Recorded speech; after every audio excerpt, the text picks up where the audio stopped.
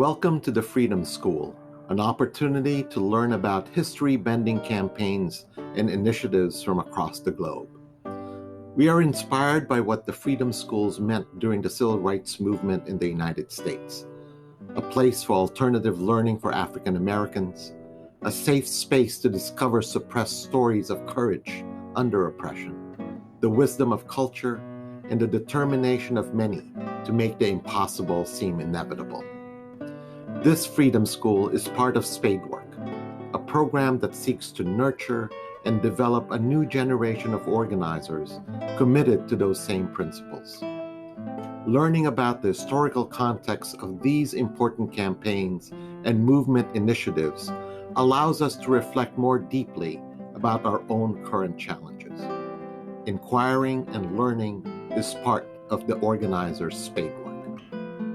Organizers are inspired by the people we meet and the stories we share with each other. We also know that this journey never ends, and along the way we find joy and satisfaction in practicing the proven organizing adage. Listen with an open heart to the lessons others have learned and apply what you think makes sense. Then reflect, rinse, repeat. If you are inspired by what you hear, or if you want to support the development of a new generation of organizers through Spadework, then consider making a small contribution to keep this going. Go to www.spadework.school/donate right now, or simply click on the link on the chat screen. Enjoy your time together. Adelante.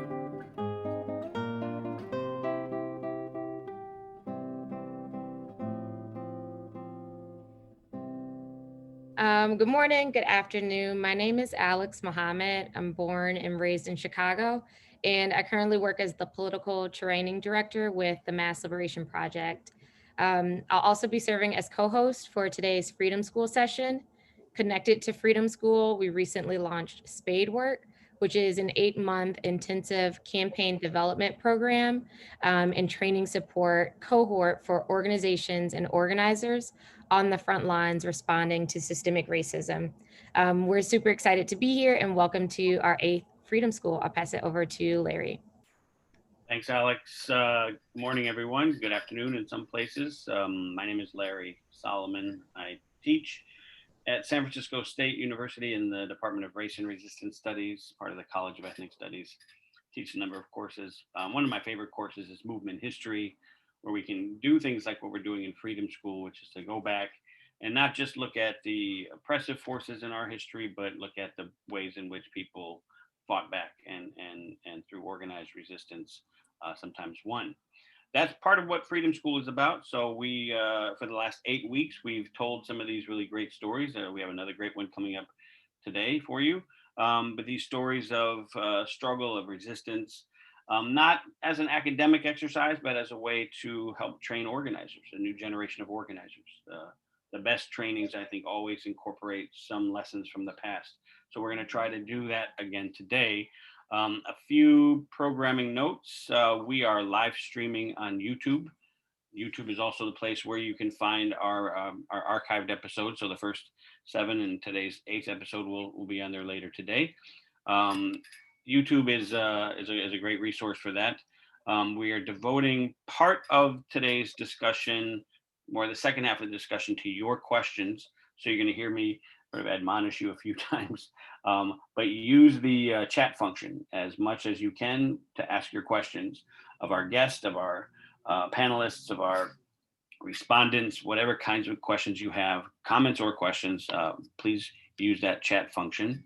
And like I said, we've also asked a couple of respondents from Spadework, current organizers in training, to do just that, to ask questions and offer some reflections on what they heard. Finally, before we cut out today, we are going to preview our last 2 sessions. We are coming to a conclusion of the Freedom School program at the end of the month. So we have 2 more sessions after today, and we'll preview that at the end of today's session. I'm going to throw it back to Alex now so she can introduce our esteemed guest. Alex. Thanks, Larry. Yeah, so today we have Alfredo DeAvila joining us. Alfredo is a veteran organizer born in Chicago. He led the boycott campaigns for the UFW in Buffalo and surrounding areas, and then founded the Texas Farm Workers. Alfredo has trained generations of organizers at the time or in the past with the Center for Third World Organizing, and now continues to do that work through Spade Work. So thank you for joining us. Can you tell us, I remember you mentioning a little bit earlier today that you're somewhere in California, right? Where are you joining us from? I'm joining you from Oakland, California. Say good morning, good afternoon to everybody that's out there. Nice to be with you this morning. I hope Chicago's weather is better than here. Chicago, it feels good today. We've been having some good days. You know how Chicago weather is. Well, yeah, we're super excited to have you. Since we're talking about Chicago, can you tell us a little bit about how it was for you growing up in Chicago? I grew up in South Chicago, a neighborhood on the South Side, right? At a time in Chicago when the city was so racially divided, you could literally cross the street and I could tell you what neighborhood was next to us and where you couldn't go. And as a kid in Chicago, you didn't walk across those blocks because you could get your ass whipped. You were just in bad turf and people didn't care and that type of stuff. At a time when Chicago was extremely racially divided. My dad worked in the steel mills, right? And that type of stuff. And I grew up in that place. You know, I always tell people that, you know, on my block alone, our side of the street was brown, the other side of the street was black. We never actually mixed until people were in high school, right? And that type of stuff. Very interesting type of thing. Those worlds were very separate and very, very distinct on that type of stuff. In those days, you know, the racial stuff was cut hard at all type of levels in the city. Yeah, I don't know when the last time you've been back, but it is still extremely segregated. People pull together in Hyde Park, but it sounds the same. So I want to pass over to Larry really quickly. Thank you. Thanks again, Alex, and welcome to. It's great to see my old friend Alfredo. Not old friend. Well, yeah, you know, older friend. We're all getting older, but it's really nice to have you here today, man. So, welcome. In a few minutes, in a few seconds, actually, I'll open the floor to you. But I just wanted to remind people again, as I do, sort of the hall monitor here, just to make sure you are using that chat function. Please throw your questions there. I'm going to just open the floor now without further ado. The story of the historic Grape boycott of the United Farm Workers, our good friend Alfredo DeAvila. Alf, it's all yours.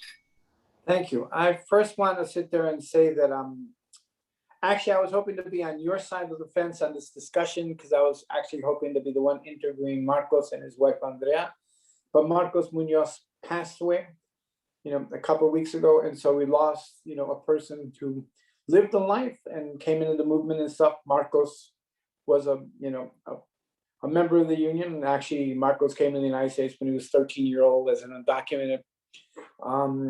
Worked in the fields forever, walked out on the strike, one of the original strikers in Delano, and landed up going on the boycott. And I always used to tease Marcos because Marcos would say the thing that always drove him slightly crazy is Marcos couldn't read or write neither in English or in Spanish at the time that he was doing this. But he still went into the city and landed up being the boycott director of Boston. And surprising enough, was one of the first people to have major victories of actually removing grapes from the major chain stores and that type of stuff. He was out there impressing people, convincing people to join the campaigns and everything else, take on the fights, and was significant because he was a person that a lot of us learned from as we went and we ran the boycott in other cities and that type of stuff. Jump in really quick. Sorry, we just got a note from interpreters. I'm going too fast. Yeah. I'm sorry. Perdóname. So it's, you know, that was a piece. I landed up joining the UFW in 1967 in the spring. I actually landed up volunteering and going down to South Texas to a strike that was taking place in Rio Grande City, which by the time I got there, the Rangers had arrested people left and right, over 256 arrests, over $500,000 in bonds and over $100,000 in cash bonds. And had gotten an injunction which banned all type of activities, including two people standing on the same street, on the street corner, which would have been violation of the law. In my work with the union there, the stuff slowly came to a standstill and then I was asked to go to the boycott. And I landed up going to Chicago and working with Eliseo Medina at this time in the city when we were a staff of 3, right, in the city, and landed up taking on the role of promoting the boycott in that city against Chicago's largest chain store at the time on that type of stuff. That experience actually helped me develop my organizing skills and taught me a few interesting lessons on that type of stuff. And if we're talking about lessons, we should share. And I want to share a little piece in a couple of seconds, but let's turn around and understand why this movement became unique. And I'd like to ask the folks if they can share the little PowerPoint video that we produced in order to share some significant notion about what this campaign was. One of the most important weapons, instruments in any cause, in any movement, in any strike, is the picket sign. We wrote a song about this. It's in Spanish. We call it El Picket Sign. Desde Texas a California, campesinos están luchando. Desde Texas a California, campesinos están luchando. Los rancheros a llore y llore, de huelga ya están bien pandos. El picket sign, el picket sign, lo llevo por todo el día. El picket sign, conmigo toda la vida. Ya tenemos más del año peleando con esta huelga. Ya tenemos más del año peleando con esta huelga. Un ranchero ya murió y el otro ya sí su abuela. El picket sign, lo llevo por todo el día. El picket sign, conmigo toda la vida. Un primo que tengo yo andaba regando diches. Un primo que tengo yo andaba regando diches. Un día con pagarrulo y otro con sanavabiches. El picket sign, lo llevo por todo el día. El picket sign, conmigo toda la vida. Me dicen que soy muy necio, gritón y alborota pueblos. Me dicen que soy muy necio, gritón y alborota pueblos. Pero Juárez fue mi tío y Zapata fue mi suegro. El picket sign, lo llevo por todo el día. El picket sign, conmigo toda la vida. Y ahora ando organizando la raza en todos los files. Y ahora ando organizando la raza en todos los files. Y muchos siguen comiendo tortillas con puros chiles. El picket sign, lo llevo por todo el día. El picket sign, conmigo toda la vida. Hay muchos que no comprenden, aunque uno les da consejos. Hay muchos que no comprenden, aunque uno les da consejos. La huelga es un bien para todos, pero unos se hacen pendejos. El picket sign, lo llevo por todo el día. El picket sign, conmigo toda la vida. El picket sign, lo llevo por todo el día. El picket sign, conmigo toda la vida.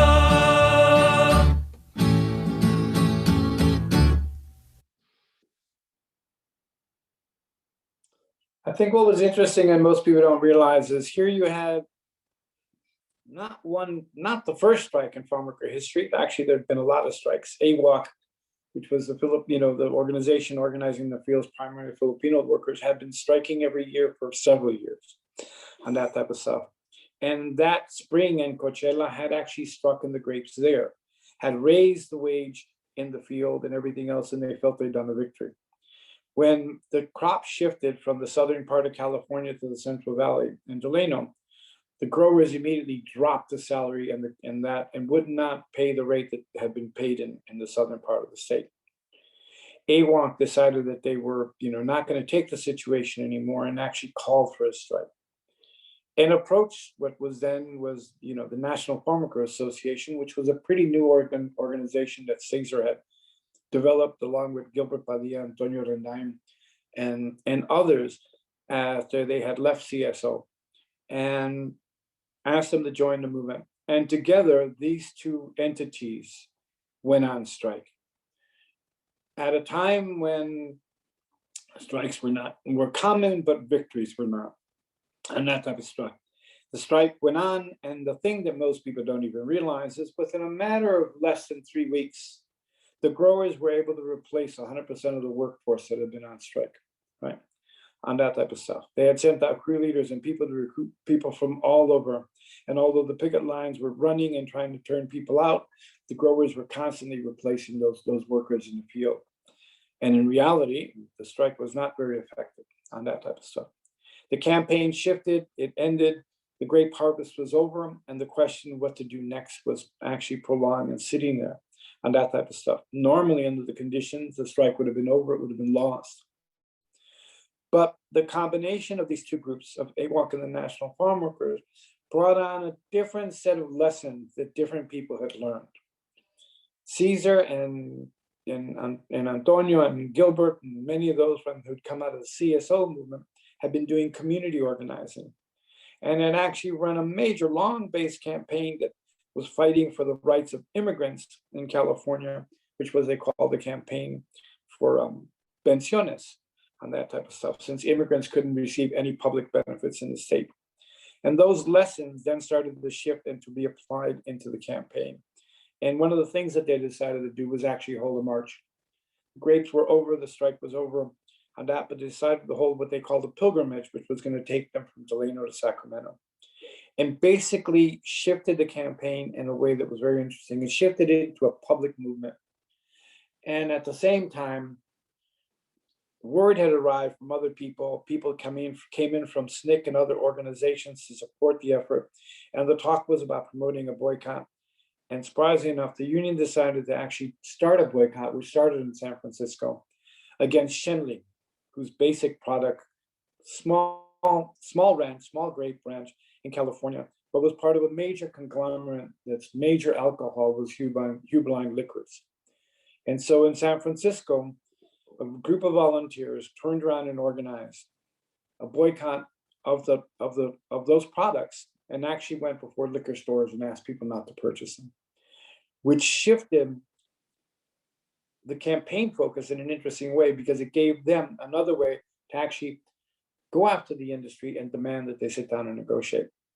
By the time the march actually arrived in Sacramento, Shenley had decided it had had enough and signed the first contract that was ever signed in California for the unions on that type of stuff. It was a small contract, but it was a victory. That decision of that campaign shifted the union to think about whether they could actually run a major grape boycott and put it into play. The boycott was commenced and originally only targeting the growers who were on strike in the Delano area. But what was discovered very quickly is that the growers realized that we were able to stop some of their grapes from being sold.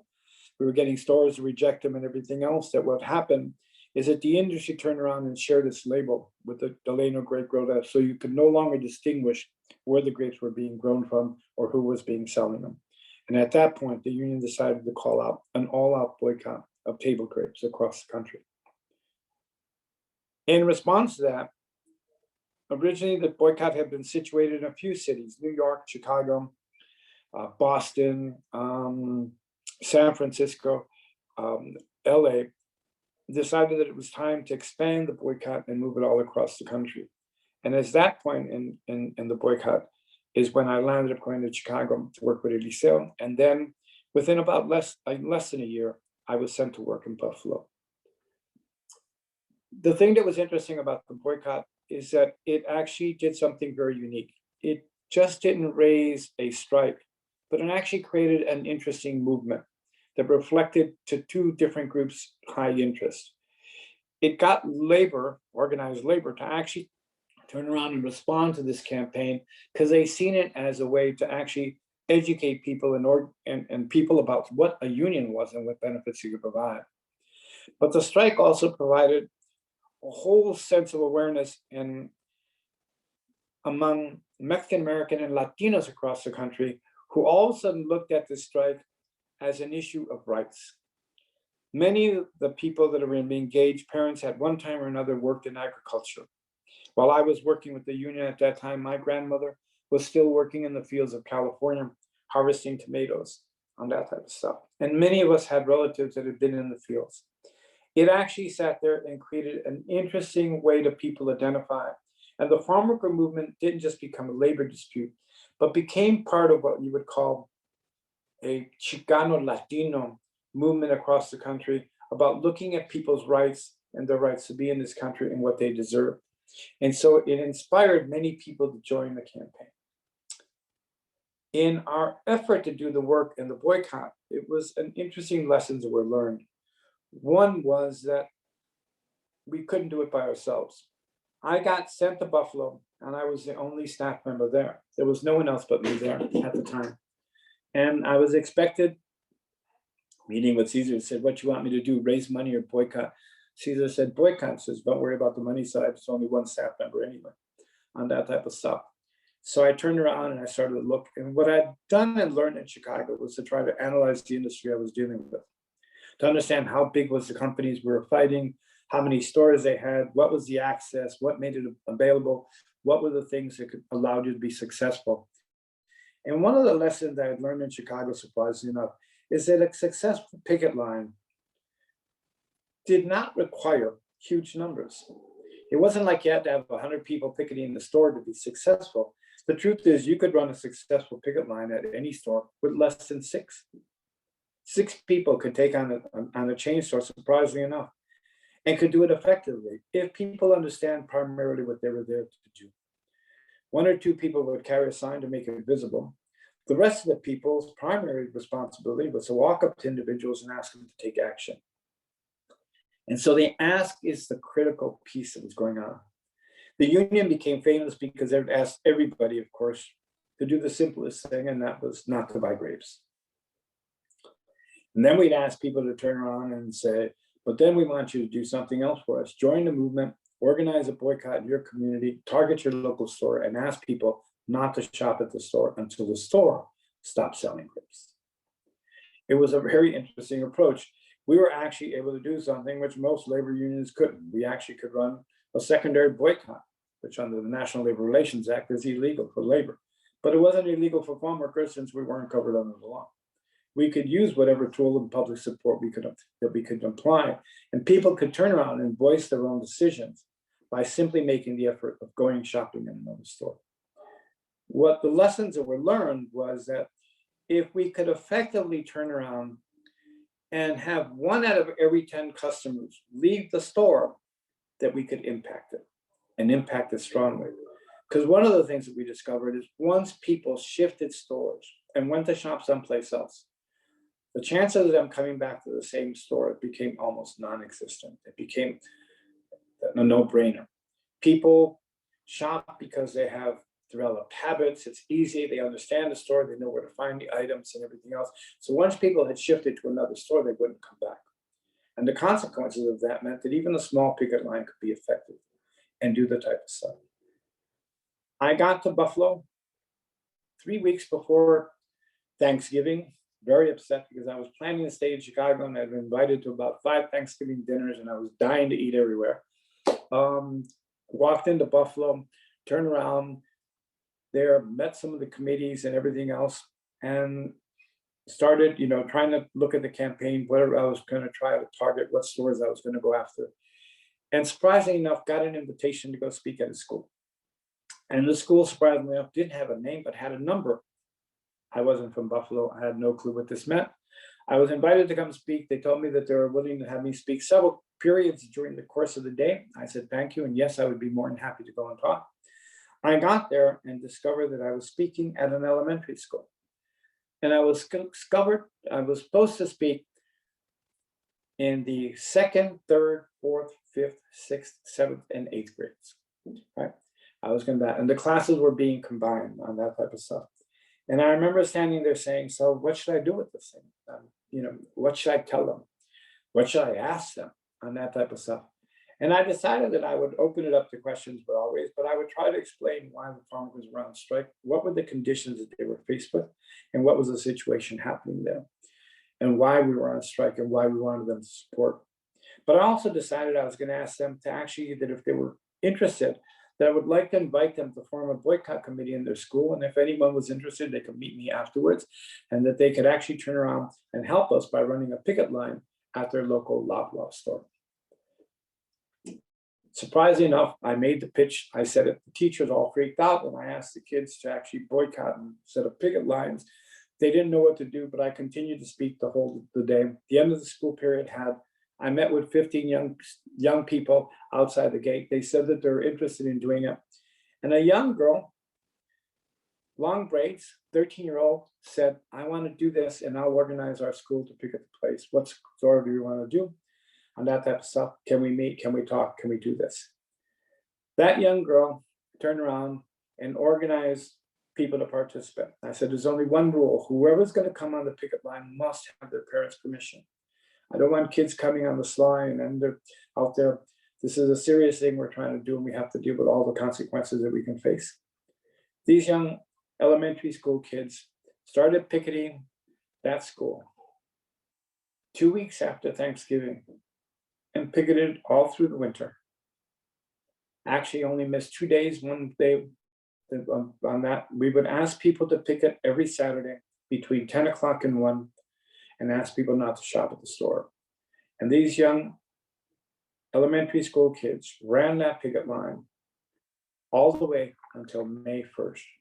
And on May 1st, Loblaw's chain store quit and pulled the grapes off of 285 stores in all of Western New York. But it was that example and determination of that. And I think when I look back on it, I think on that picket line, we must have had 90% of the students that went to that elementary school were on that picket line at least once, which meant that every one of their parents had made a commitment to their children not to shop at that store. That store finally turned around. And I remember the first time the picket line was there on a Saturday, key shopping time. There were 10 checkout lines. All of them had 5 to 7 people checking out of the store when we got there the first time. By April, I was on there checking out the picket line with the young people. They had 8 check stands open. Nobody in the lines, 1 or 2 people checking out at the most on that type of stuff. And the students were sitting there turning around, trying to convince the last of a few people that were still coming how to ship the store. And the store made the silliest decision of actually putting a gate up so the shopping carts couldn't go out. And the most people shopping at that time were now seniors who were now struggling to get their groceries to the car. So we shifted the campaign and asked the students to go over, and when the seniors would come out, offer to carry their bags to the car and ask them again to please not come back and shop next week. That store not only landed up, pulling off the grapes, but that store actually landed up closing and never opening again. The lessons is that when the willpower is there, you can do it. And the biggest thing was to decide how. Key lessons for me were learned is that one doesn't have to control anything or everything. One has to set up guidelines and suggestions to people about how to do things. I was out there, one person in Western New York, and by May of the next year, we were running 18 picket lines in 3 cities, which was Buffalo, Rochester, and Syracuse, New York, all through volunteers, right?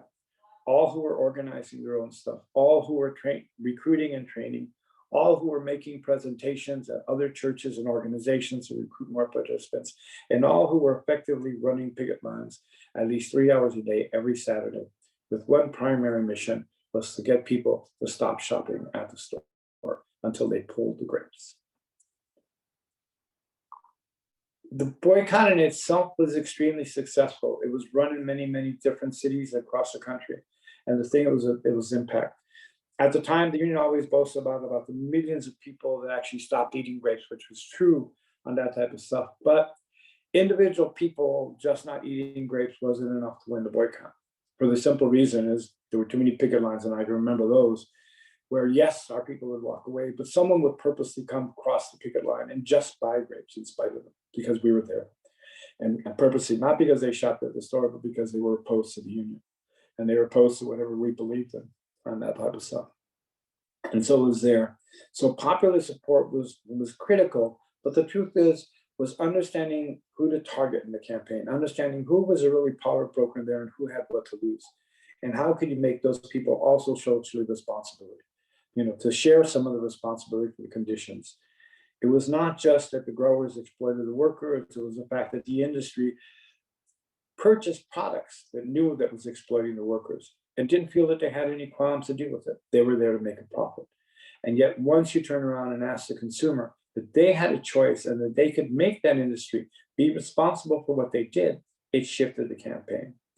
And that lesson of that boycott opened up many other boycotts later on. We watched it in Nestle's and other companies and other organizations use the support of the consumer to move things.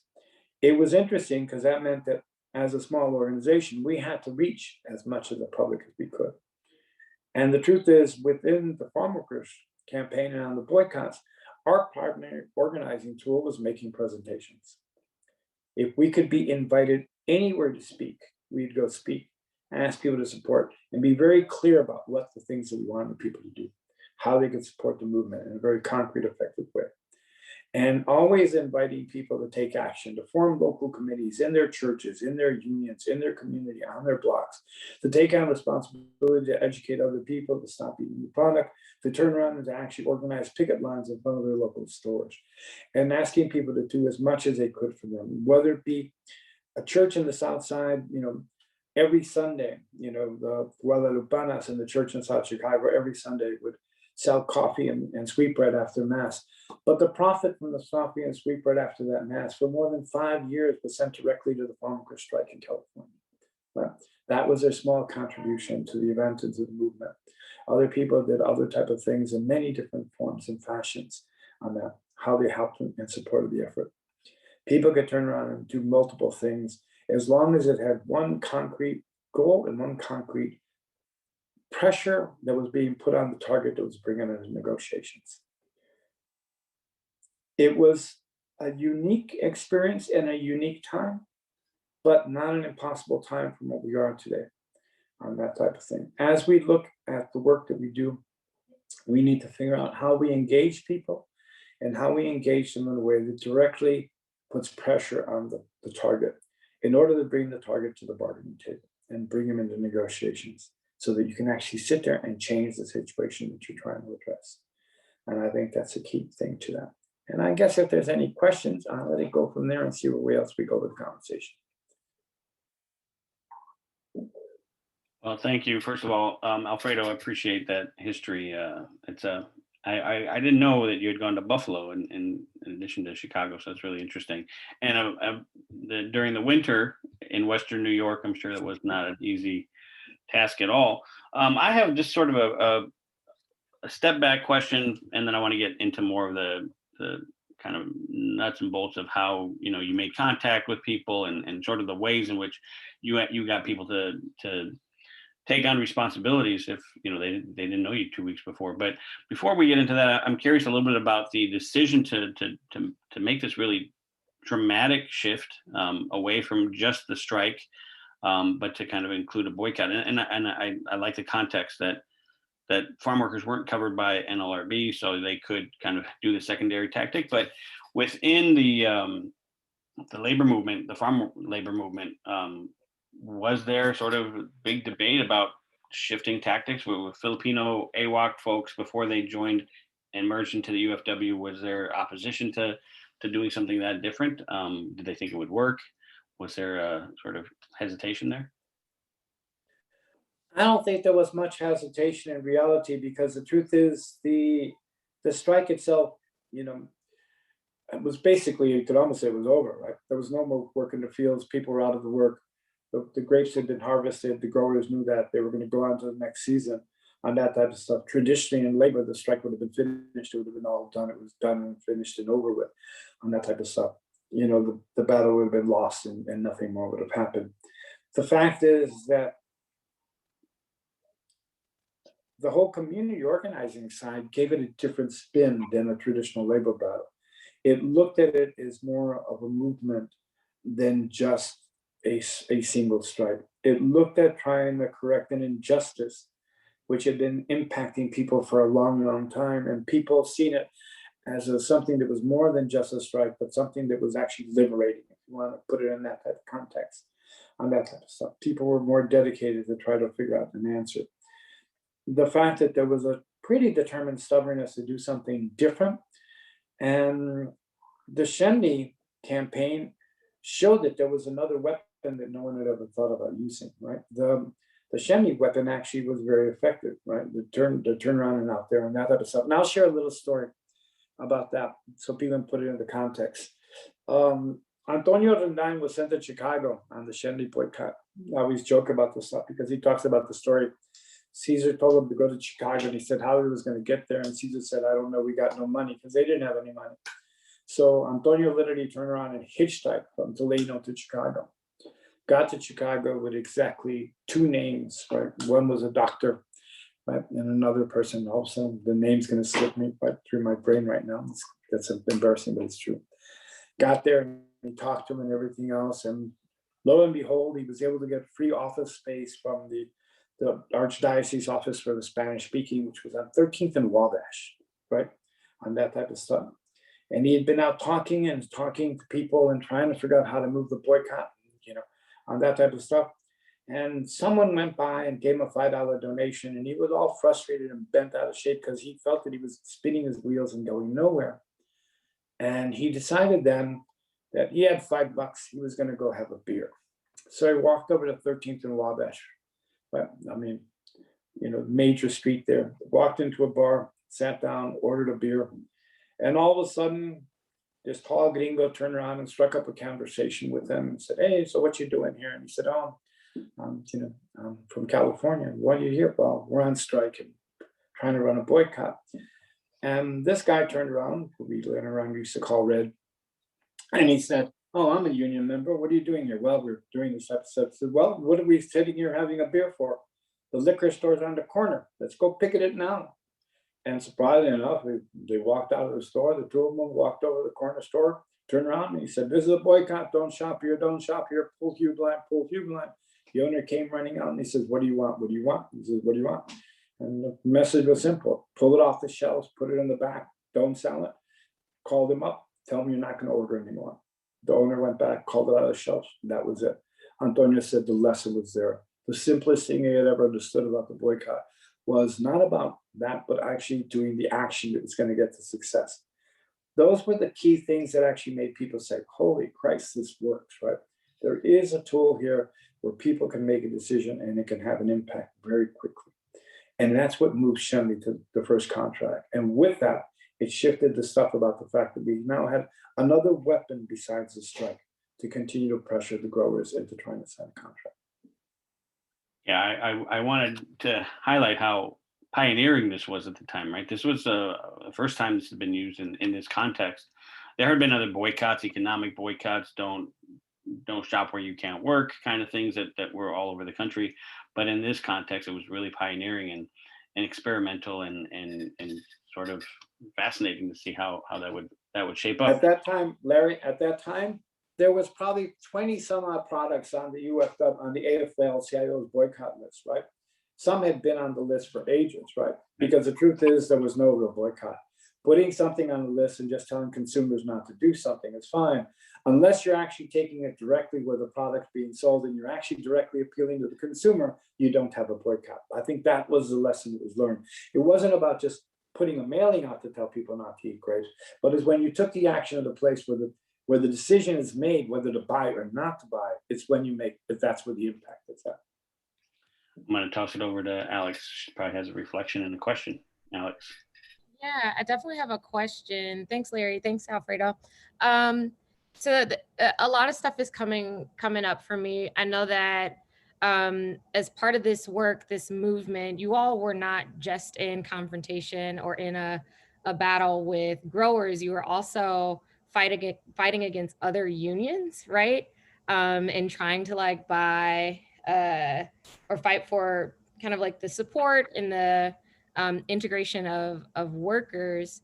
And I know one of the big differences between like some other unions and UFW was around you all's capacity to nuance the work and nuance strategy, like boycotts being one of those tactics in a strategy. So I'm curious, like, can you say a little bit about those differences between the other unions that were also trying to appeal to growers, and like the unique strategy and opportunity that you all had that came from a particular type of organizing?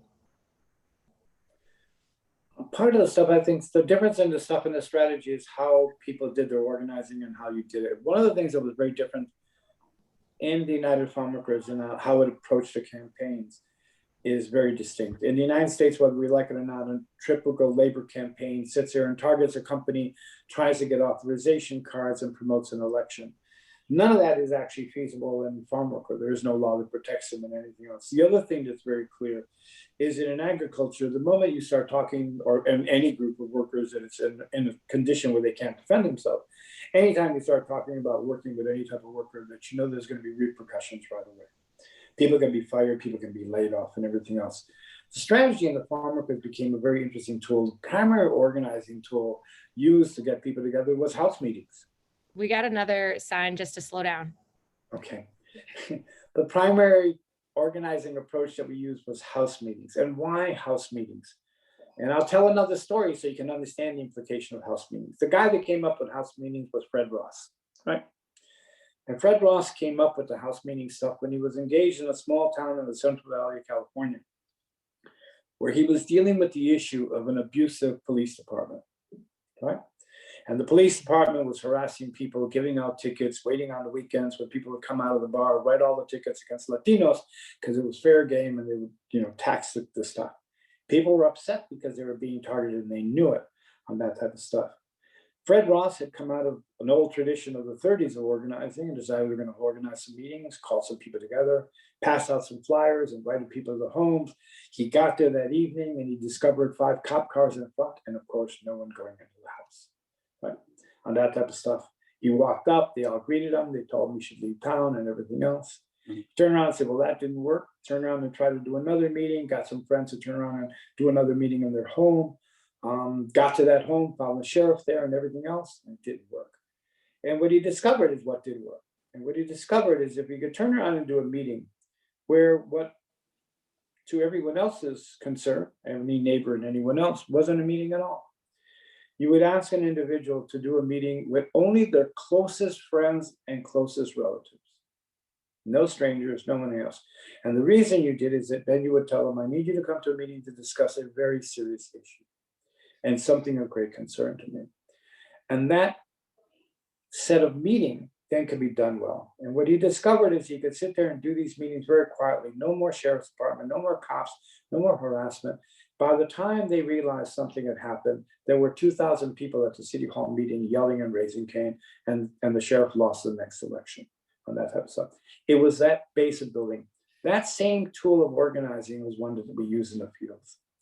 We would sit there and turn around and meet with the workers and talk with them about what their problems were within the job. And then turn around and raising it with them, what could be the solution. By building that type of support base, it allowed us to look at it. But it also allowed us to hear all type of problems, not just employment. It was everything. It was clear that we were looking at people talking about what they were struggling in lives. And we would say, but in this case and in this situation, we can make a change if we stick together. And it was that type of stuff that was done. It was there.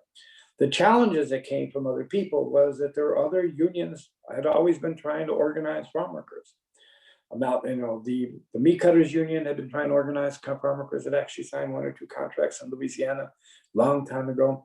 The packing house workers had actually signed up a lot of the packing sheds in California, had actually led strikes in the 30s in the field, which they, that. But since the exclusion of the act, since farm workers were not covered in the Labor Act, there was no labor law to protect them on that type of stuff. The Teamsters had been in the fields, mainly in the packing sheds and all that type of stuff for years and years and years. When the conflict became a real conflict with us and the Teamsters is when the Grape boycott was won and the first contracts were signed, right, in 1970. All of a sudden the industry panicked. And what the growers did is they turned around and the Teamsters were actually in a labor dispute in Salinas with only what they called the truckers and the stitchers in the lettuce industry. And the growers turned around to them and the Teamsters, and they negotiated the fact that their next contract would cover not them, but would cover all the farm workers also. Not a bad thing to do. It was a good thing for them to do, except they only did one thing that they did very interesting that was wrong. They decided that all of a sudden it would have changed the makeup of their local because there were more farm workers than truckers or stitchers on the stuff. It would meant that. So the union decided that all Mexican-American, their members would not be voting members and could not cast a ballot within the union. The moment they did that, they put themselves in a situation where the workers said, well, if we're not the union, then who the hell are you? And the rebellion became against them on that type of stuff, which then meant that they came to the United Farm Group and created a huge split between two unions competing for the membership in the contracts. Yeah, thank you. In part of your answering my question, you also jumped into another question that we got specifically around house meetings. So I do want to follow up and just ask, can you say a little bit more about why house meetings worked? And the other thing I have added to that, when you're talking about the different unions kind of focusing or targeting specific types of work, we know that work is hyper racialized. So can you also talk about how the role that race played as well? Race in unions is a big card to play, and you need to understand it existed much more in the old AFL, American Federation of Labor, than in the CIO. Labor in this country actually started out within what they call the guilds and the trades, right? So it meant it was by trades. You were an electrician, you were a bricklayer, you were a carpenter, and all that stuff. Trades have a tendency, what they do is they protect the job and protect it by trying to control the limit and the number of workforce so there's no competition on that type of stuff. But it also meant that you could have different trades in a steel mill. You would have bricklayers, you'd have carpenters, you'd have electricians. They would belong to the union, but the bulk of the other members didn't. And what shifted in that campaign is in the 1930s, when the CIO was organized, they came up with the concept of the industrial union, that you would organize everybody in the plant under one union instead of it being in the trades. Doesn't mean that some of these tendencies to sit there and be selective about membership eliminated, and didn't mean that some unions were very racist. In South Texas, when I was there working in the 60s, there were whole labor unions that would never, have any Mexicans in them. It was not, you weren't going to get in if you were brown, right? You weren't going to be even an opportunity to work in those places. The union would keep you out. It was another place to promote discrimination and racism. But then that's, promoted all across our country, and we do it in all types of organizations, institutions. We think that, we somehow protect ourselves by screwing someone else in the process, type of stuff that's there. The house meeting thing is really important to understand. What's really important about the house meeting is that every meeting leads to another meeting. You go there, you meet 6, 7 people in the group, you talk, you make the presentations, you listen, you answer their questions, you feed in the information. And one of the things the organizer needs to learn to do in a house meeting is he needs to learn to do something that sounds very repetitive but very simple. And that is, don't toss questions to the wind. Don't sit there and say, who wants to hold a house meeting? That's not the way you ask anyone anything. That's not how you get a date, right? You would never be in a nightclub with 50 people in the room and get up and say, who wants to date me? And hope that someone's going to raise their hand and say, yeah, me, you asshole. It doesn't work that way, right? And that what really happens is that you need to sit there and turn around and ask every single participant what you want them to do. Even though it sounds repetitive and redundant, doesn't matter. The first time I asked one person, will you hold a house meeting in your home? Can you do that for us, right? With your friends and relatives. I then asked the second person. The truth is that everybody in the room now knows I'm going to ask them the question, and they have to think about the answer, right? And what you're looking for as an organizer is, out of the next people that are in that room, 1 or 2 more people will say yes and hold another house meeting. Understanding that a lot of those fall off the table. They can't happen, they don't happen, all that other type of stuff. Few secrets to hold them all together on that type of stuff, just being repetitive and conscious. But the fact that you can go from one meeting to another meeting to another meeting. And the best thing about the house meeting is, who's doing the organizing? It's not the organizer, it's the host. It's the person that's hosting the meeting is the one doing the stuff. Got to understand that house meetings was adopted by Tupperware. House meetings was adopted by a lot of places that sell in product in their people's home and get other people to sell it to their relatives. It's become a common sale routine, but it basically came out of organizing. And the issue was you can ask enough people and they'll organize as long as it's there. And the ask is very clear. You know what you want people to do. You have very clear things that people can do for you that understanding that things can be from the very simple to much more complicated on that type of stuff. But you can go from one meeting to another. Second rule of a house meeting, someone says, yes, they're going to do a house meeting for me. The next thing I need to do is to go meet with them in their home. You turn around the schedule. So let me come by. We can talk about how to organize this house meeting with you. When can I meet you? When can I see you? Why is this important? One is you need to scope out the places. It's really practical. Can it work? I've gone to places where someone said, I'm ready to do a house meeting, walked in the place, discovered his home was a one room location in an apartment complex where he could barely stand in. He still did the house meeting, but instead of doing it in his room, we did it in the meeting room that was in the building, and he had 10 people appear and come on that type of stuff. To understand that you can scope out the thing, to make very clear what you want them to do. You want them to personally invite their friends, make phone calls, contact them directly, know who's coming. You want them to turn around and tell everyone that this is a meeting, and the only thing that you're going to serve possibly is some coffee and maybe some sweetbread, period. It's not a dinner. Invite people to dinner, everybody comes. This is a meeting, and it's a meeting that's important to the person hosting it. The most important line is, vengan a mi casa porque es importante para mí. Come to my home because this is important to me. Right? On that type of stuff. It's pulling on those personal relationships and their relationship to you to come and listen about something that concerns you that you think you want them to know about. On that type of stuff. And it is that approach that builds on it. And house meetings can take you in all type of directions there. Today, nowadays, with the phones we got, it's actually easier to do the invite. People can sit there and go send a text message to their text up a text group to their closest friends and relatives, send a text out, say, will you come to my meeting? They'll hear from that. They make them another call. They can sit there and turn around and tell them the time, everything else. And two, they can even turn around and include the organizer in the text message. So the organizer gets the text message and knows what the response of the participants are and who's coming. It's an easier way to inform on that type of stuff. It's a small meeting.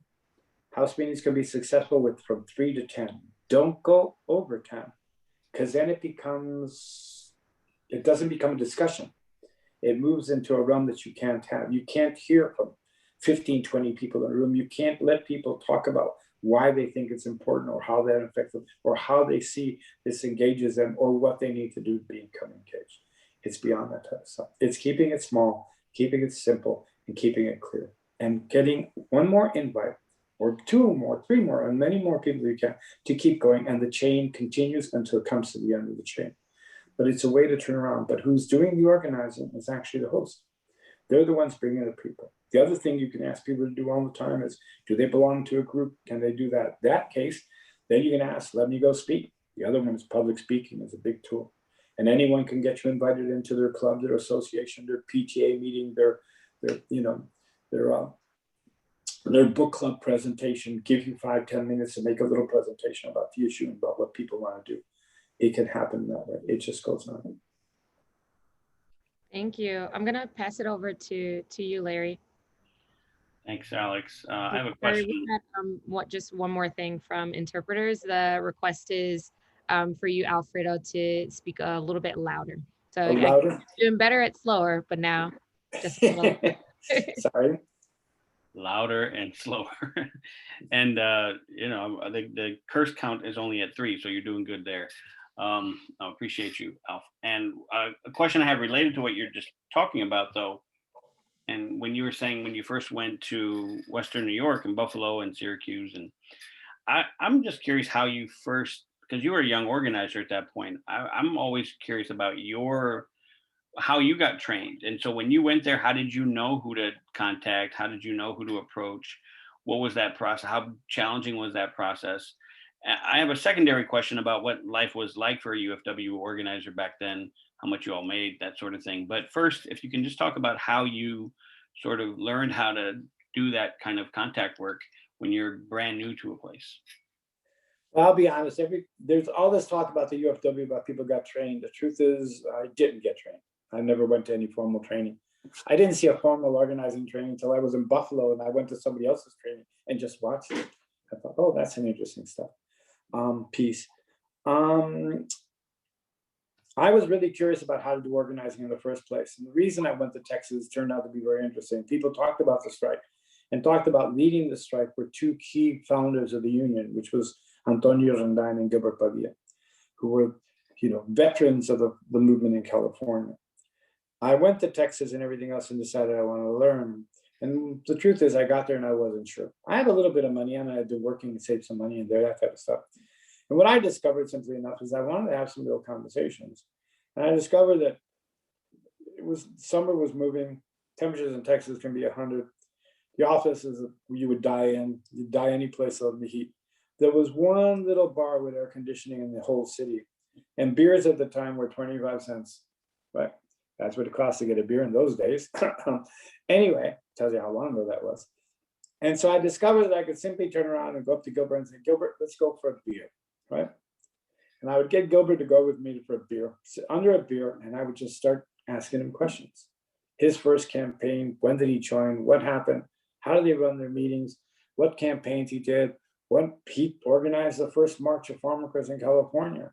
And he always joked, and I always asked him, how were you convinced it was going to work? He said, well, I told everyone we're going to march to the courthouse. There's a labor camp dispute in Portersville. And he said, well, I told him we're going to go march because the county owned the place and we're going to march and ask them to fix it. And I said, were you worried? He says, I was scared to death that nobody was going to come. So what'd you do? He said, well, I started telling everyone not to worry about it. When the march was over, we're going to go to the back courthouse and we'd all have a fria, which means we'd have a cold beer. But he says, and people showed up. He says, we went out there and all of a sudden, when there was nobody there, we had 200 people. We had the largest march program that ever had against the courthouse, asking to fix the things.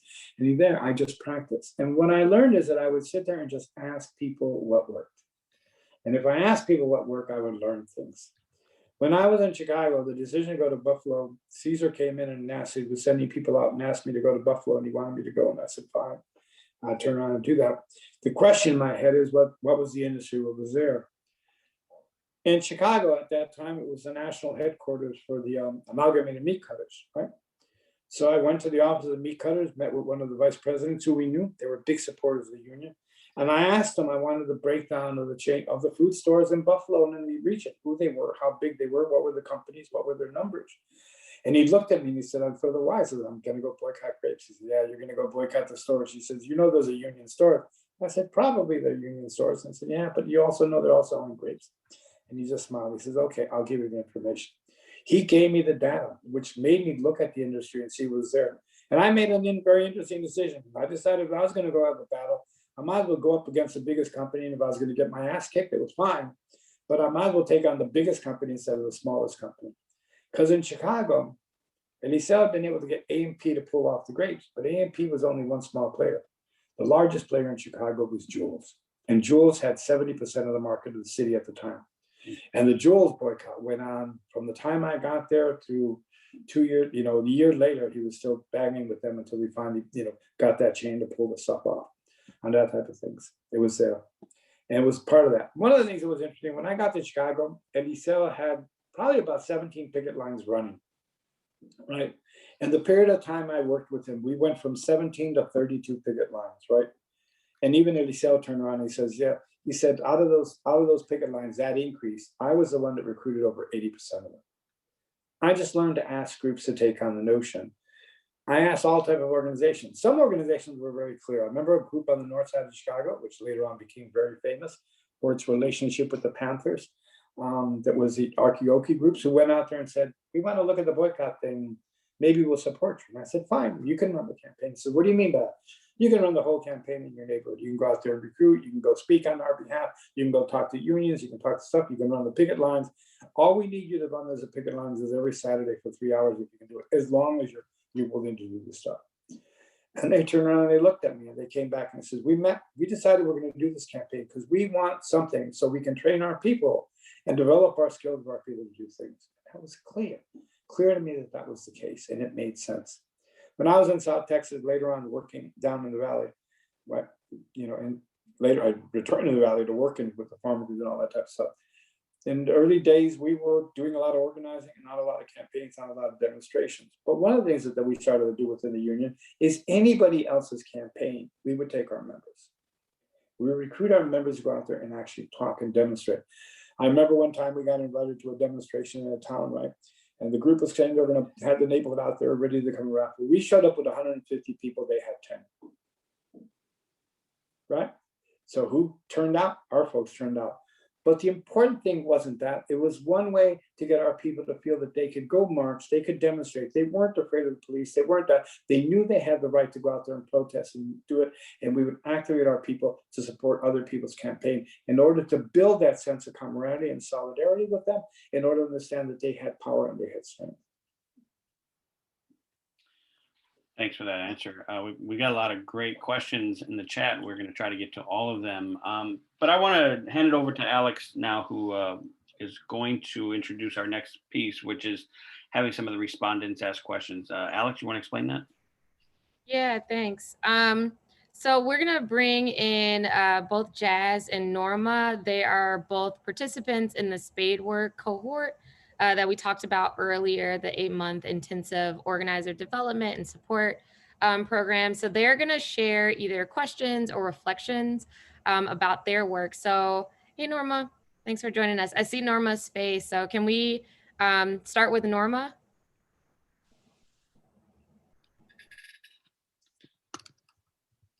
Hola, muchas gracias. Muchas gracias, Alfredo, por compartir. Thank you so much, Alfredo, for sharing. I think we've shared in other moments, and I really love the way in which you share your experiences before. And something that this conversation that we've had is super clear, it has been made super clear to me, is that part, that piece. If these meetings are not working out, like large meetings, let's go to more intimate, and this is true, right? As the more intimate your relationship is with community, the more objective it will become, and movement will last longer. We want intimate relationships, right? Because we open our doors and they open their doors of their home to us. It doesn't just make us, compas and struggle, but also like siblings, right? When I heard Larry say, I am really, it is super nice to see you and remember, and I can sense that siblinghood or brotherhood accompanying each other and across time and movement, right? And so this is the reflection that I am holding on to, and thank you so much. And let's start organizing. Thank you, compa. This is true. Like we are organizing, especially under, we're not only going to talk to people about problems that exist, right? We're going to meet each other, right? To establish trust, right? Like people are not going to tell you anything if they don't trust you. And that trust happens when one starts to establish real relationships, right? With them. That is that trust that exists, the relationships that we have, and those relationships are long lasting. Those friendships are there. You're not just there to ask them like, go to so-and-so, go do this and this. Like we were invited to quinceañeras, weddings, barbacoas, barbecues. We wouldn't go into anyone's home without getting an invitation to a social event. And in this case, we would have conversations with our membership. yeah, just to even see, to check up on how they're doing, because we know as members, right, we know the realities of the folks struggles, right, what's going on here, what the community is going through, and that is one form of doing it. If we are organizing, we're not organizing around a struggle, we're creating relationships, friendships, and new relationships that change the way that we function within a society, so that we don't stop seeing each other as individuals, but see each other as a collective that supports each other mutually. Thank you. Welcome, Jazz. Do you want to share next? Yeah, thank you. So firstly, I wanted to thank you so much for sharing your experiences with us. I particularly really appreciated how we really got an insight into the different levels of organizing that exists. So from the intimate to from like house meetings to developing relationship and a lasting base, to also the more larger strategies of striking and convincing the supply chain to boycott certain products. I think all of that is particularly relevant for us out here in Gainesville, Georgia, working with the poultry processing workers. I think each of those strategies has a place and power in building lasting relationships and building power to continue to pressure the manufacturing companies to, one, have a safer and healthier working conditions for the workers, but also to demand a better standard of living for workers and better working conditions. So I think it was really enlightening and important for me to hear today's conversation. And I think where I'm sitting now is thinking about how the planned monthly potlucks that we're hoping to start with the workers soon to build people power can incorporate some of the organizing strategies of building relationships between the workers themselves, not just with the organizers, but between them, to build a heartier and more supportive environment for them, but also for us to explore ways to embed popular education into those meetings and brainstorm and grow together on what tactics work for them as well for the organizers. Because I think when we talk about organizing, it's often from it can be, I should say, from a top-down perspective of what the organizers feel is the most conducive to change. But sometimes that doesn't necessarily align with the wishes of the workers themselves, who have a lot more to lose, particularly in livelihood when people live paycheck to paycheck. And so with that, I had, I think, some questions in the background that I would love to hear more of your perspective on, particularly when we talk about emphasizing the fact that the worker base is often undocumented immigrants. How can we keep them safe while also empowering them to demand fair and safe working conditions?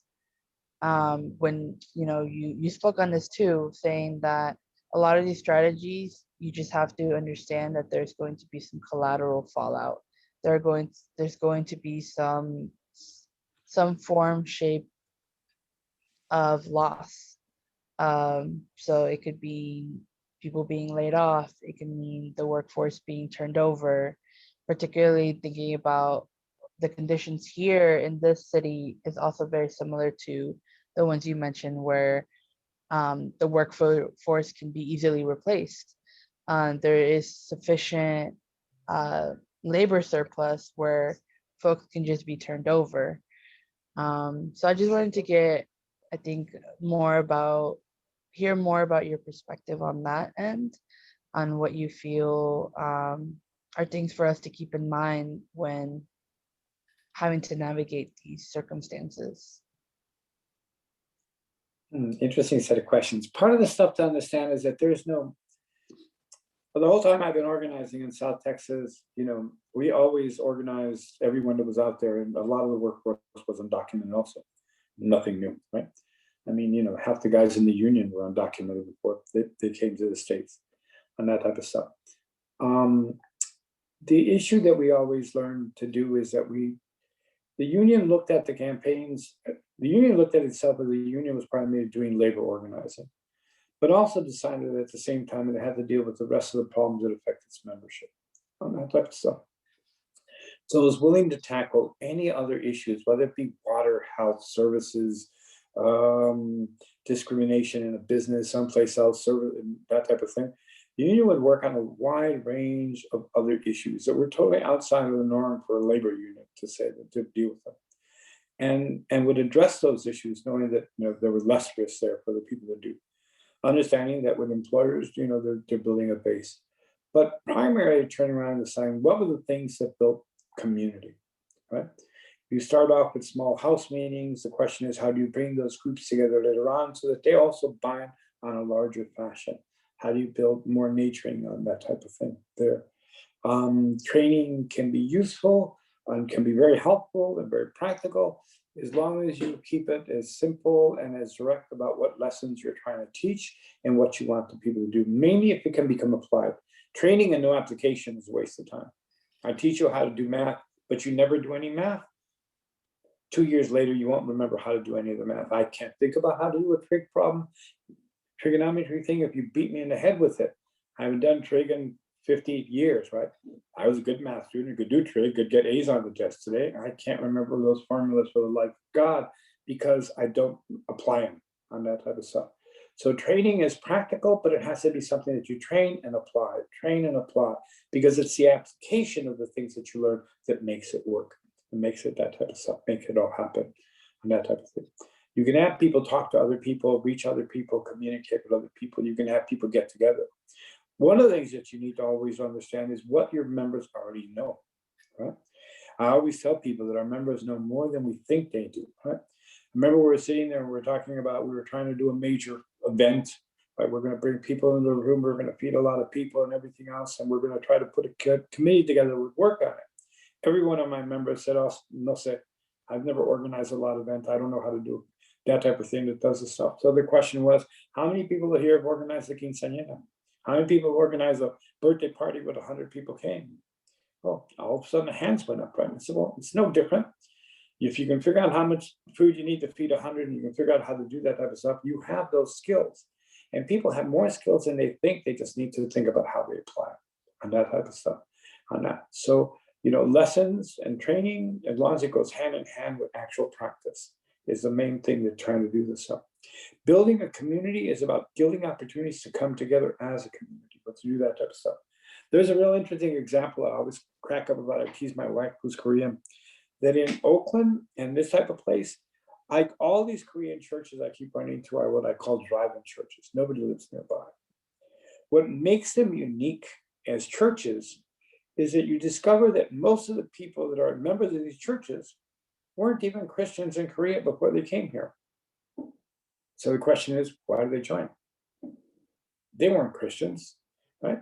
They were practicing their local stuff of no religion at all, and any regular sort of practice type thing. But all of a sudden they come here because what the Korean church was providing was not the religious services, but the community part. People would come together on the weekends. They would all cook together and have lunch together and that type of stuff. And it was a chance to socialize. They were creating an opportunity for people to socialize with people who they could feel that they had something in common with, who they'd share their stuff, they come together, and it was building community. It was much more important that it was building community than whether it was what they were, what they were there to worship on that type of sense. Our activities need to be the same. We need to think about that. We need to bring people together in our organizations now and then, just because we want to bring them together, not because there's even an agenda, not because there's a meeting, right?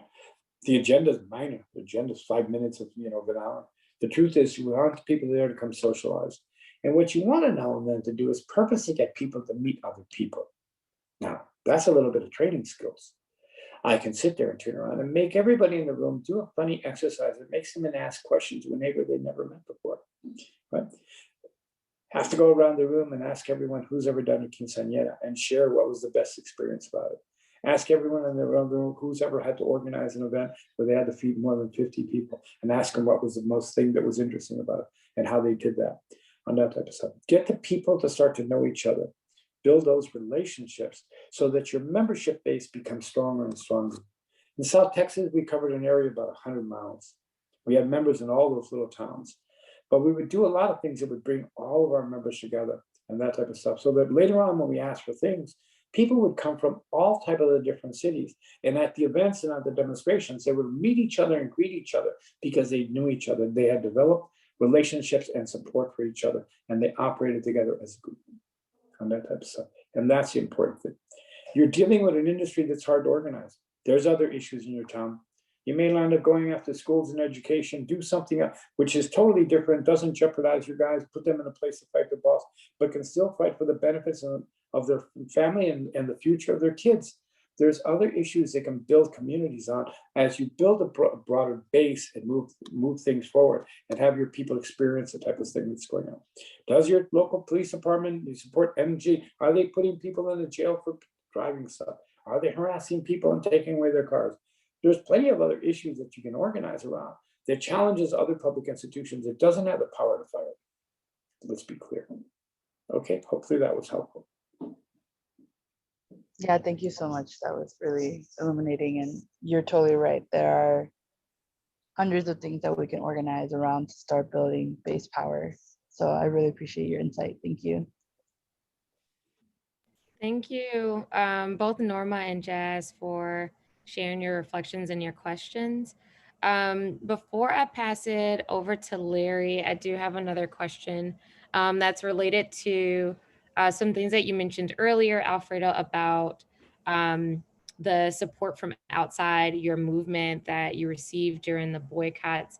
I'm also just have a personal interest because I'm from Chicago, and my family lineage is from the Nation of Islam. So I would love to hear you talk more about the impact of SNCC and Black liberation struggle in, right, like specifically a Latino and Chicano movement. SNCC, people that were working with SNCC actually came and joined the strike early on, right? Marshall Gans had been a white volunteer with SNCC, right, that type of stuff. When SNCC was doing the split, and all of a sudden they didn't know what to do with the white volunteers and folks, those folks went all over the place and started doing organizing in other communities and that type of stuff. We actually had people, SNCC paid 3 people to come work with the union and paid their staff and their salaries while they were working with us. And they came in as advisors because they had experience doing things that our people had just never done on that type of stuff. And that experience was very valuable and helpful to us on that thing. It was an important thing that there. Building support beyond your community and with other organizations is key, right? The Nation of Islam in Chicago was a major supporter of the farm workers, right? Was a big supporter and would write about us in their newspaper, which, if you remember, and still does, you know, distributed copies throughout the city of Chicago and had an influence because it wasn't just read by members of the Islam, it was read by the general community on that type of stuff. It was a major tool of information and propaganda, if we're going to be honest about what was going on. It was a major voice of support, which helped open up the doors for us in many communities on that type of stuff. In Chicago, I remember we took a picket line of volunteers, all white, to go picket on Martin Luther King Avenue in all Black stores. Truth is, we almost had no Blacks on the picket line. But the fact that our picket sign said we're endorsed by, you know, Operation Breadbasket, the Nation of Islam, and everything else, the picket lines were extremely successful, right? People would just turn around and see the picket lines and walk away from the store, just leave by droves and everything else on that type of stuff. The Peace Stone Nation, if you ever heard about them and knew about them, did an action one day in Chicago and closed 3 stores down in support of the boycott. Now, I would say the Peace Stone Nation, are you nuts? Nope, but they did. So what were these gang guys going to do out there? Well, they did something very interesting. Everybody has a different approach. We said, God, as long as they don't do anything stupid and get us, you know, get people arrested or everything else. Nope, 300 guys in berets walked in front of the store, turned around, and then walked in and said, this store is closed. And everybody ran out of the store. And the manager came and said, what do you want? I said, why don't you close the store? We support the farm workers. The manager closed the store. And they started walking. 3 blocks down was another store, another jewelry store. By the time they got there, the manager had already closed the store, walked out and said, what do you want? I want to close the store. And he closed the store. They walked 3 more blocks down further. There was another jewelry store. By the time they got there, with over 1,000 gang members, all in berets, but just got to the front of the store. The manager walked out and said, we support the cause. We closed the store. They closed the store. Chicago cops then turned around and arrested him. Turned around and put him down to the station, tied him up, brought the guys from Jewel Sports Store, wanted them to prosecute Jewel Sports. Said no. They weren't interested in prosecuting. Not only that, the Jewel Food Store turned around and said no more grapes in any of the stores in any of the Black communities. And they pulled the grapes off the shelves. Thank you for sharing that. It's super powerful. Larry, I'm gonna kick it over to you. Yeah, thanks, Alex. That is really powerful. It calls to mind every time you tell a cool story like that, Alf, that so many movies could be made, so many documentaries could be made just about these dramatic moments. And often that's how movement history is told, through the most dramatic moment. But I love that both Norma and Jazz lifted up the relationship building. The really compelling things for organizers to learn is that you do need to build those intimate relationships, and that ultimately is what sustains. And then your lesson about, just kind of want to amplify that again, your lesson about how people can organize on all sorts of issues is really valuable. So I just want to put that out there. But in saying that, I also want to bring it back to kind of a more maybe challenging question. I don't know if it's challenging, but Jazz brought it up a little bit with respect to undocumented workers. And in the chat, both Yvonne and Joaquin asked a question that's sort of related. Yvonne asks, the labor movement's history, including UFW's history, has a troubling anti-immigrant past. Have you seen any changes? And Joaquin asks, how has organizing in the Rio Grande Valley changed as the immigrant population continues to grow? So if you can deal with any of those particular questions around undocumented folks. So let's put things into context at the time. The history of the UFW and undocumented is not good either. Need to understand the history with undocumented, and that goes back to the CSO days. Right? One of the campaigns Caesar organized was in, I think, Santa Maria, some bloody place at the time, was out there, was actually a campaign because at the time, in order to get a bracero, you had to say that there was a labor shortage. And what they discovered is that the growers were never offering jobs to anyone. They were just declaring the labor shortage. So they actually organized demonstrations against the Labor Department to show that there were people willing to take the jobs and to challenge the certification of the labor shortage on that type of stuff. So the conflict was there because there was a pretty strong belief at the time that the undocumented were not organized. Well, Caesar believed that for a long time. The union's position was not very good with undocumented and all that type of stuff. They got challenged later on by other groups when GASA and everyone else started organizing undocumented. This union was seriously challenged. The joke about that all is that there were enough people in the farmer movement that had been undocumented. Antonio Rondain had been undocumented. Marcos Munoz had been undocumented. A lot of other members had been undocumented within the union that were still fighting with the type of stuff, but the union hadn't taken any position. In Texas, surprisingly enough, when I was still with the United Farm Workers, we actually turned around and early on, took a position in 70, 71 that actually turned around and supported undocumented way before the union did. We were talking about it. We were raising the concerns and using the examples about how one group of people are always blaming another for what's going on. Oh, this cheap labor comes in and it lowers our prices. They compete against us. When what people need to understand that that's not competing against them, that's an employer playing off the necessities of one group of individuals another because one group is poorer than another, and in order to for that person to make more profit. It's exploiting the differences in order to use it. We sit there and we talk about this stuff and that stuff. So we exploit the challenges, we exploit the surplus of the workforce in order to sit there and play one group of workers and act like it's the worker who's actually the one controlling the wage, when it's not the worker who controls the wage or the benefits or the conditions of the working place. It's the employer who's cutting corners because they want to make more profit, because the guy wants to make $5 million a year and not $2 or whatever the hell he's making on that compared to the salaries that his people are making. It's nothing on that type of stuff. but they want to be, rewarded the prize for doing good business. In the United States, being good businessman means that you screw your employees, right? And that type of process. So it's just part of that type of thing.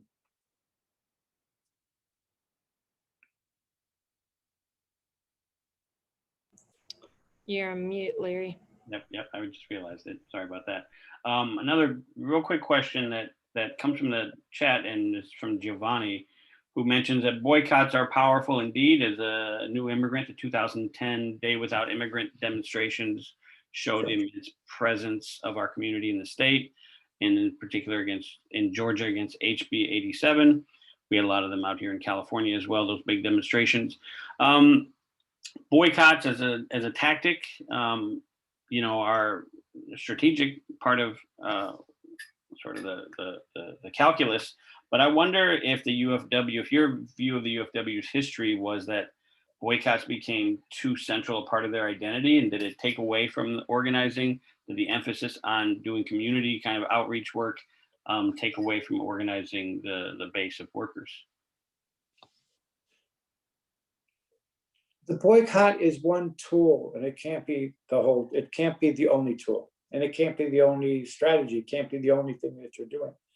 You can't do a boycott unless you're actually organizing the base, right? If you're not got a base and you're doing a boycott, who the heck do you represent anyway? And what does it mean when it comes to negotiations? Who's there to deal with that type of stuff, right? People need to understand that there's weaknesses in power. One of the biggest problems within the UFW, which many members don't want to admit it, is when after we won the contracts in 1970, right? By 73, right, when the contracts were ending, when the Grape strike hit at that point, only 50% of the workers walked out on strike. And people said, why? And part of that was why is because the work that needed to be done with the workers themselves, developing their base, their support, their structure, their infrastructure to protect their rights and their guarantees wasn't done. Right? The union was busy doing other things. It takes a lot of time and turn to get people to develop their strengths. One of the lessons Antonio used to say all the time, he says, a contract is no more valid. A union contract is no more valid than the member's own ability to make it work. Which means, it's not because the union steward comes and grieves an issue. By that time, the problem already happened. It's when a worker comes up and he says, I'm not doing that. I don't have to do that. You can grieve me and make me do that. The contract says, no, this is what I do. That changes the scenario because it puts the power in the hand of the workers. But that cannot be done unless the worker understands the contract and what they can do with it. And they understand what rights they have under and how they can benefit and how they're protected to exercise those rights. And that's part of the stuff. We cannot build a base in a community and change the situation by just the battle of the tactics. It has to be is how we develop our base and our members to stand up and protect those things that they want to make sure that they're impacted forever. Because if not, we can lose them just as easily. Because the other side is looking at many ways to take away what they give you. Always scheming with something else, something new. Thanks, Alf. I'm going to toss it over to Alex for another question from the chat. Yeah, we have a question from Gamila, who's also a participant in spade work and with In Advance. So Gamila's question is, in the changing world of today's communication and people inundated with information and diverse causes and issues that all require attention, engagement, and response, how do you see organizing changing, and are the methods of the 60s still valid with some modifications? Well, tell her that organizing doesn't really change, because no matter how much text message and everything else and all that other type of stuff, information by itself doesn't move people, right? Information by itself doesn't do anything. You can get flooded by information, 10,000 things you can do. I can tell you 40,000 ways to lose weight, right? Everyone's seen them. Everyone's advertising they got the solution to lose the weight. Until one person tries to apply any one of those things, it doesn't mean anything. So the information by itself is not the piece that's there that makes things move. What moves things is when people are individually engaged, looking at it and working together. In organizing, unless we're building relationships, right? And having people doing a collective understanding about where they're going with that and what they're trying to fight for, it's the only way you move pieces. Yes, we have the internet. Yes, we have more access. I would have loved to have had the cell phone when we would lose our picket lines when we're out in the strike, because I didn't know where the hell the people were, and we had no way to call them. Top of that, phone calls were obviously expensive. We didn't have a way to do that type of stuff. Yes, there's other things to make some communication easier on that type of stuff. That's what makes it there. I have easier ability to reach people, yes. But unless we turn those things into real contacts, that type of stuff. If you got a lot of Facebook friends, but you've never had dinner with them, are they really your friends? Yeah, good point. I'm going to pass it back to you, Larry. Thanks, Alex. Day Worker Center in the chat has a good question. They want you to comment on the role of religion in the movement. The Guadalupe Virgin banner, for example, identifying as a Catholic, this could create division between people of different religions or not. If you could talk about the role of faith and religion in sort of the symbols, but also just in actual people's kind of culture then and now, Alf. Okay, you got to understand that in 1965, when the farm worker movement was going on, we had just come out of the MacArthur era. That was not long before that type of stuff that was going on. When CSO was started, they were still in the midst of the McCarthy period. Red squads, whatnot, that type of stuff. My experience in Chicago as a youth doing organizing, challenged the city. 50 of our members got visited by the Chicago Red Squad and told them they were talking to communists, and our youth organization vanished overnight. Right, that type of stuff. That was in '66. That wasn't that long ago on that type of stuff. So, you know, oppression and can be used, and power is always there. If we need to be clear about what we're trying to build, right? And we need to understand, and the relationship with those people is how we work it out. I mean, let's run the question by me. Let me make sure I'm back on track before I go off on some tantrum. Well, I mean, the question was about religion and okay, yeah. So within the farm worker movement, the UFW, yeah, we played the religious card. I'll be honest. Part of that was it was a way to protect ourselves. Every strike, every agricultural strike had been broken because they were communists, they were violent, they were that type of stuff. You know, the cops would beat you up, you get accused of the violence, right? You know, you didn't start it, they did it, but then you got blamed for it, right? In South Texas, we got shot by the growers, we were blamed for the getting shot. We weren't the ones that, you know, that did the shooting, but we got blamed anyway. Part of that type of stuff is that the system will use any type of action, negative action against you. It was clear to Caesar and all that the church was a big supporter for them. But it wasn't just the Catholic Church. The UFW was able to get support from a broad base of churches of all types and all congregations. I would go speak at any church that would invite me to come, right? Whether it be a temple, whatnot, ask for the rabbis in Buffalo, New York to declare the grapes non-kosher. They did.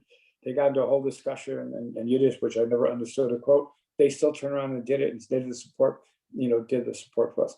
We would approach all type of entities and present it, understanding that now and then what you need to do is think about what's your issue, how does it connect to their values and their beliefs. Understand your audience.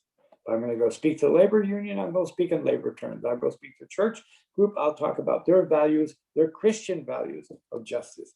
I'll go speak to a lawyer group, I'll talk about the legal justice for their values. I'll go speak to an organization about discrimination and it's Black, I'll share the experience of Black discrimination, how it's equal to discrimination of Latinos, right? I will turn around and try to find a connection that connects our issue with theirs. None of our issues are singular. None of us experience these things by ourselves. It happens all across the board. And part of that is sharing the peace in there. And religion is just one more thing. We need to accept where people's positions are and what they believe. Can we share, those beliefs and part of those stuff? Can it reinforce a road for justice if we know how to approach it and guide it on that type of stuff? Will other people try to use a religious argument against us? Yes, that's probably the same thing will happen. But it's not being intimidated by that type of stuff and what's out there. It's about looking at those things and saying, this is what this struggle is about. Can you support it within your own set of values? Do you see it's also equivalent to yours?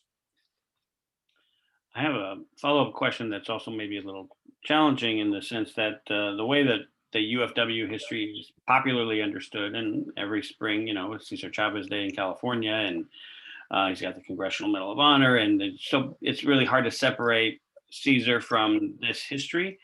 From a popular standpoint, you're giving us a much more inside baseball standpoint, but I'm wondering if you think that there's a a problem with kind of associating any of these movements that we've talked about with any one or two kind of charismatic figures or well-known figures? And what's the problem with that? If you could talk about that.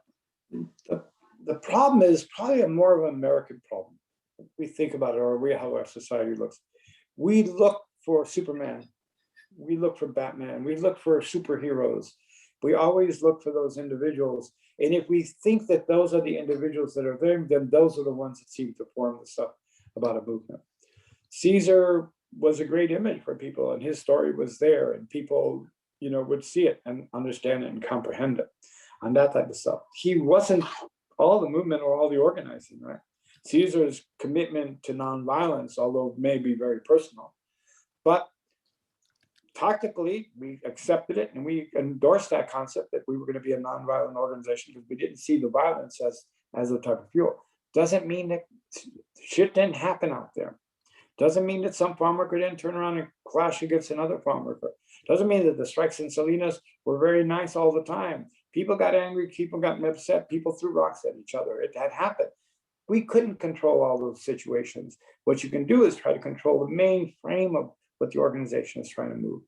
In the United States, whether we like it or not, movements are characterized by the leaders. We have a tendency to talk about the leaders and not about the ordinary people who do things. We think it's critical to be able to say that because the leader is supposed to reflect the values of the organization. We're hypnotized by religious leaders. We have Jesus. If we didn't have Jesus, would we not have Christianity?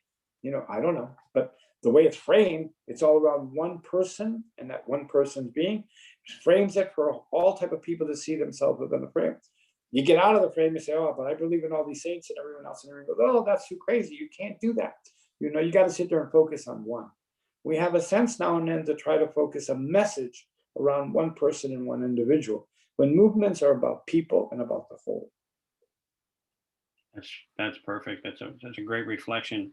You're just talking about house meetings and outreach strategies and deeper political strategies. All those things hardly ever, if ever, get talked about in any kind of popular way. So I appreciate that. Shoot it over to Alex for another question. Thanks, Larry. And yeah, thank you, Alfredo, for sharing your thoughts around like the one charismatic leader. I think that is also definitely a challenge and a notice that we're having in Black liberation work that isn't new. And I also just want to name that is something that philanthropy also plays a big role in, is, really moving a lot of resources and attention to individual leaders that then kind of direct and shape the course of movement. And it really like overshadows and minimizes the history and the amount of work that actually happens in organizing. So I just want to double down and thank you for saying that. It's true. The foundations BS all the time. They say we fund organizations. It's not true. They only fund organizations where they feel they have confidence in the leader because they feel that that's the right person to put their money behind. This whole thing about the work, it's not there. That type of stuff. It's a very interesting, crazy work. And they do double talk. They say one thing and then do another. But then that's common in everyday life all the time, right? We just sit there and talk about how we praise everyone, but then, we go after the shining star all the time. Right? Yep. Yeah, that's real. I have one more question, and this question comes from David. The question is, was it a difficult decision for you and Antonio and the Texas farm workers to separate themselves from UFW? It was a very difficult decision. It wasn't one that we made. Let's be clear. Antonio didn't have any plans to separate himself. He was told, that he was out. He was told that he was separated. He was told that he couldn't do this. And he was told that he had to stop doing what he was doing, right? And that type of stuff. And he was told, for something that wasn't true, right? He was accused for violence, which we didn't cause, right? That we had instigated, which it didn't happen. We were victims of the violence and that type of stuff. It wasn't that we purposely promoted, what was a small strike became a huge strike because a grower turned around and fired a shotgun and shot 13 people with it and that type of stuff. It wasn't, anything that we were planning, organizing and that type of stuff, but it was there. It was gaining a lot of publicity and a lot of noise. And, Caesar just felt that this was, not what image he wanted to project and he didn't want to defend it. that when he got pressed by the press, he actually condemned it before he even knew what the hell was happening on that type of stuff. And came and literally says, you're out and you got to stop the strike. And Antonio says, I'm not going to start the strike. This strike grew on its own. It became a mixed strike, and I'm not going to walk away. If I walk away, I am worried that it'll become more violent. We're at the fragile piece here. We have people with armed guns and everything else going around looking for any excuse. Says we're trying to keep the hood on the temperature down so we can control this influenza. If I walk away, I am afraid it will become violent. And so he said, then we'll continue. The strike will continue as long as the people are willing to strike. And the moment that happened, then he said, then you can't raise any money in our name. And he says, fine, I'll raise the name for the Texas, right? The Texas Strike Fund. And that was it. And then the separation happened, not because, Antonio was planning to do it, because Sector decided it was time to kick him out. Yeah, thank you for that. Larry, I'm gonna kick it over to you again.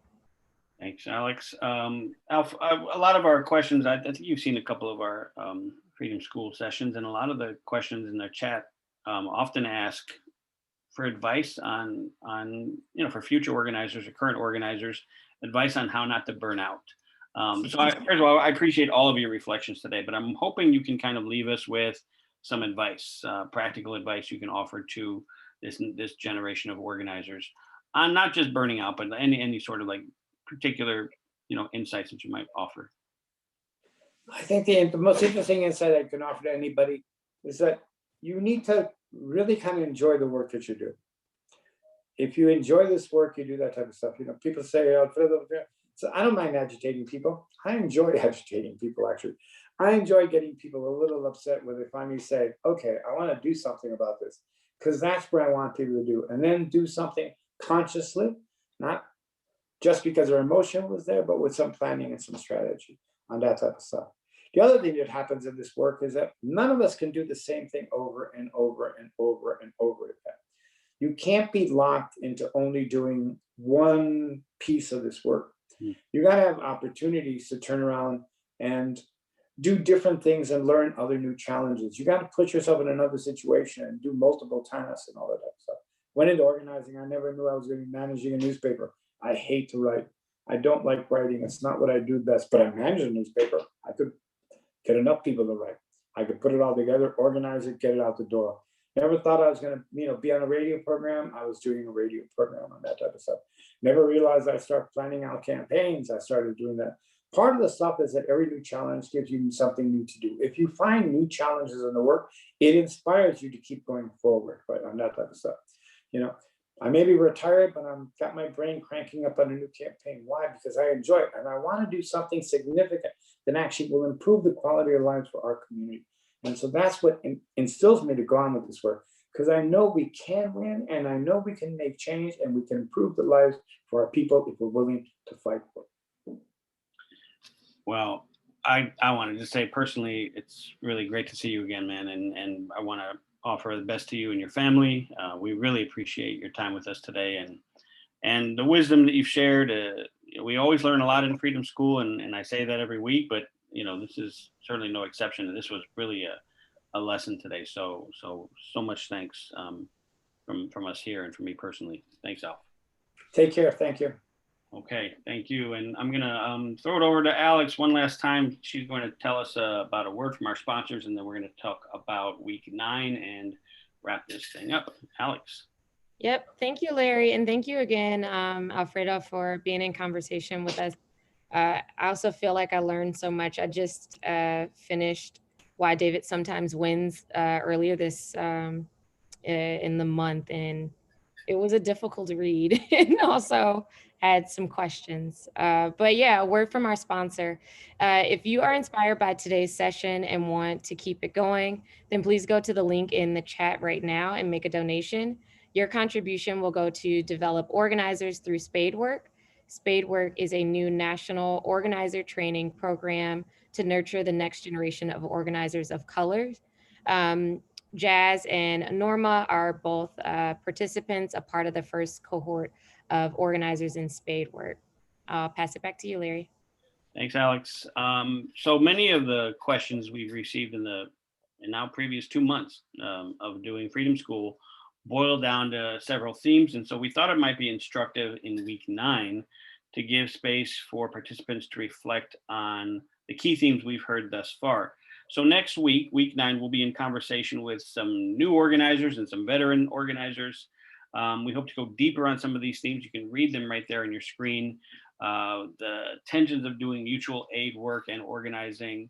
Another theme is organizing in a period when conservative populism is ascendant. How to center directly impacted folks in our organizing model. And of course, the notion of self-care in various organizing traditions. Those are the themes that we're going to have a robust conversation around next week with some really interesting and talented and brilliant folks. So tune in for that. That happens next week. Until then, I'd like to thank my co-host Alex, and of course to our Spadework participants today, Norma Garcia and Jazz Espinoza, to our great interpretation team today of Ale and Megan, as well as our tech god, Matt, and of course to you, our worldwide, global, huge audience. We appreciate everyone here with us today. It's on to episode 9 next Monday. Everyone, please stay safe and healthy. We will see you soon. Take care.